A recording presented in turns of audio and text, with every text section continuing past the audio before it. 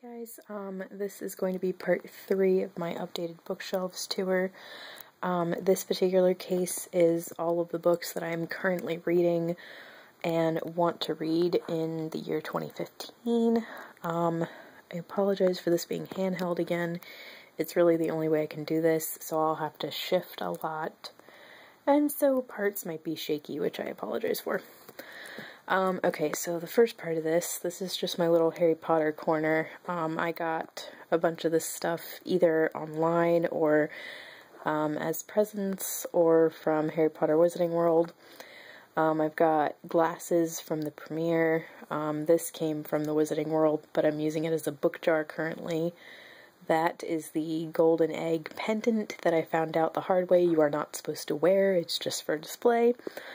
And then these are 2 of the PC games for Deathly Hallows Part 1 and 2, and then this is Harry's artifact box from the films, so a bunch of stuff that Harry had in the films. And then this is my currently reading / library pile.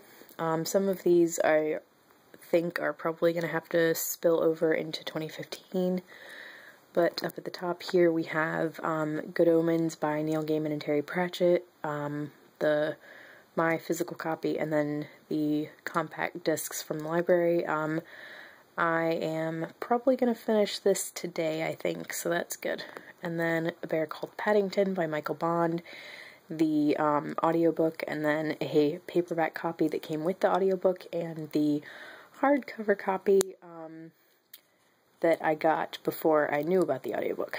And then Fragile Things by Neil Gaiman, the audiobook, which I am currently listening to while I'm following along with my ebook that I got from, I think, Overdrive, so also from the library.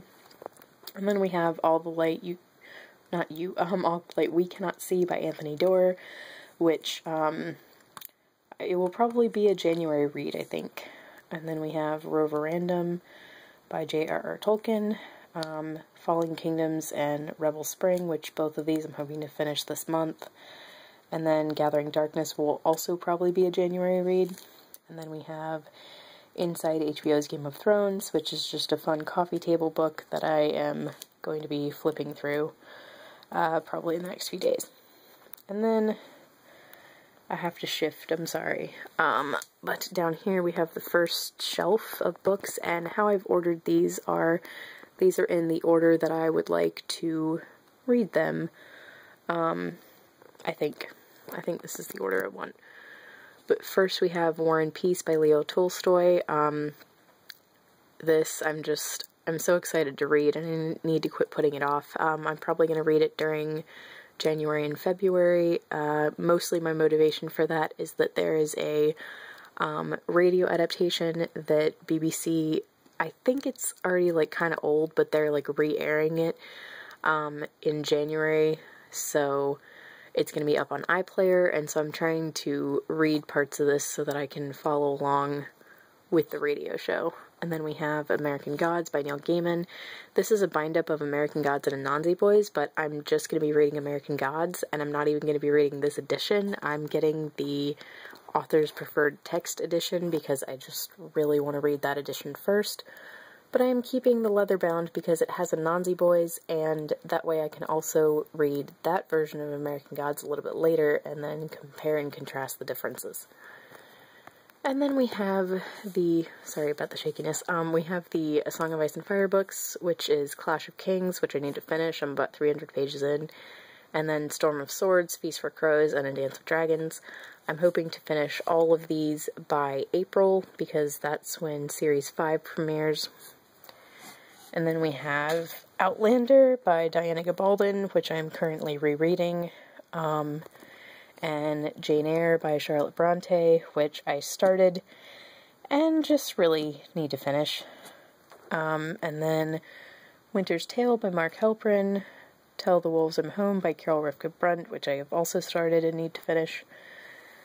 And then a bunch of Jane Austen. I have 2 copies of Pride and Prejudice up there because I'm not sure which one I want to read, because the Norton edition has all the academic essays in it, so I might read that one. But I have Mansfield Park, Pride and Prejudice, Persuasion, Northanger Abbey, and Sense and Sensibility. And then down here we have more Austen-related things. I have the graphic novels for Pride and Prejudice, Sense and Sensibility, and Northanger Abbey. And then I have the Jane Austen Book Club by Carol Rivka Brunt, Karen Joy Fowler. And then we have Emma by Austen, Bridget Jones's Diary by Helen Fielding, which is a modern take on Pride and Prejudice. It was written in the 90s. And then North and South by Elizabeth Gaskell, which is just paired with these because it has been compared to Pride and Prejudice a lot, but I think I'm going to end up liking North and South better than Pride and Prejudice, because I already know that I love the miniseries more than Pride and Prejudice, so we'll see. And then we have Northanger Abbey by Val McDermott and Sense and Sensibility by Joanna Trollope, which are part of the Modern Austen Project reimaginings of Austen. Then we have This Star Won't Go Out by Esther Earle and edited by her parents. And I am part of the way through that and need to finish it. Then we have Sweetness at the Bottom of the Pie by Alan Bradley, which is the first book in the Flavia de Luce series, which I also need to finish. Same with New Moon with the Old by Dodie Smith. And then An Abundance of Catherines and Paper Towns, both by John Green. Oh, and also in that month, or that section, I have Dragonfly and Amber by Diana Gabaldon, Voyager by Diana Gabaldon, Drums of Autumn, Fiery Cross, Breath of Snow and Ashes, and Echo in the Bone. That's the rest of the Outlander series, and I also want to check out Written in My Own Heart's Blood from the library, which is the most recent one. And back to here. Okay, next we have Color of Magic and Light Fantastic by Terry Pratchett, which are they are the first two books in the Discworld series, and they are also the first two books in the Rincewind branch of the Discworld series. And then we have Thief of Time, which is the fifth book in the Death branch of Discworld, and I'm going to be checking out Mort and Reaperman and Soul Music, all from the library, which are the first three, and then I might reread Hogfather, which is the fourth one, but it depends on what time of year it is, because Hogfather is Christmassy, and I don't know if I would feel like reading it in June-ish, so we'll see. Then we have Going Postal, which is the first book in the Moise van Lipwig branch of Discworld. And then we have the rest of the Hitchhiker's Guide to the Galaxy, which is Restaurant at the End of the Universe, Life, the Universe, and Everything, So Long and Thanks for All the Fish, and Mostly Harmless, all by Douglas Adams. And then we have the rest of the Flavia de Luce series, which is Weed That Strings the Hangman's Bag, A Red Herring Without Mustard, I Am Half Sick of Shadows, and Speaking from Among the Bones. And there is also The Dead in Their Vaulted Arches, but I need to get that from the library. And then down here we have Sarah Dessen's Just Listen, How to Love by Katie Cotugno, What I Thought Was True by Huntley Fitzpatrick, Where She Went by Gail Forman, which is the sequel to If I Stay by Gail Forman, Amy and Roger's Epic Detour by Morgan Matson, Life on the Refrigerator Door by Alice Coopers, Isla and the Happily Ever After, which is the third book in the companion series of Anna and the French Kiss, Lola and the Boy Next Door, and Isla and the Happily Ever After, all by Stephanie Perkins. Then we have the first three books in the Redwall series, which are Redwall, Mossflower, and Montemeo, all by Brian Jakes. I think it's Jakes, actually, and I don't know how to say it, but anyway. And then we have Assassin's Blade, which is the prequel to Throne of Glass, and Crown of Midnight, both by Sarah J. Maas, or Moss. Crown of Midnight's the sequel to Throne of Glass. I am going to start with Assassin's Blade. I might reread Throne of Glass if I can get it back from my friend, because she kind of is holding it hostage. She finished it like 5 months ago and still won't give it back, even though I've asked, unfortunately. But yeah, and then I'm going to be checking out Heir of Fire from the library. And then we have the rest of the Iron Fae series, which is Iron Legends, Iron Queen, and Iron Knight.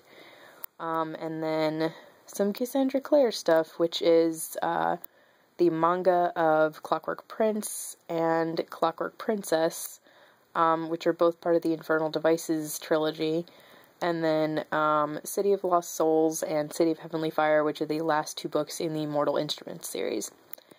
And then some errant ones that I have are V for Vendetta by Alan Moore and David Lloyd, which I want to read next year because I didn't get around to it this year. And then we have Tess of the D'Urbervilles by Thomas Hardy. Oh, sorry, my finger. My bad, guys. And then Miss Marple's Complete Short Story Collection by Agatha Christie. I'm about halfway through this, and I really need to finish it.